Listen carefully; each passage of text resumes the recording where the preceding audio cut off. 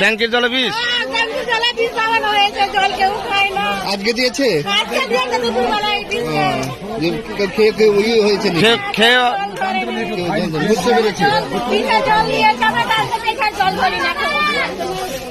ট্যাঙ্কির জলও বিষ দিয়ে দিয়েছে। তাহলে ভাবুন কি অবস্থা, যে জলটুকু খেয়ে মানুষ বাঁচবে তাদের অবস্থা এই।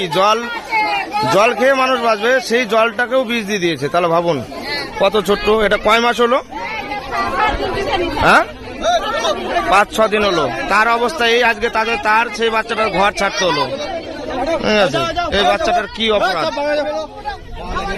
7 দিনের।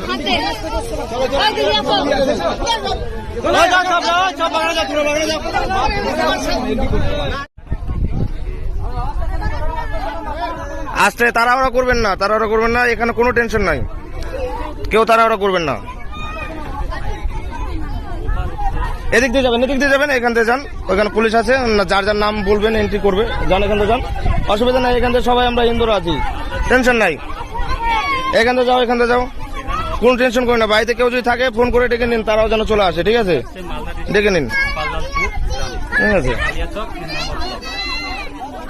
তো লোকগুলোকে দেখতে পাচ্ছেন ধুলিয়ান বাজার থেকে, যাদের উপর অত্যাচার হয়েছে, বাড়িঘর ভাঙা হয়েছে, তারা এখানে আমাদের এপারে এসে অবস্থিত হয়েছে। তো এখানে পুলিশরাও আছে। ঠিক আছে, ওনারা বেশ ভালোই করে করছে।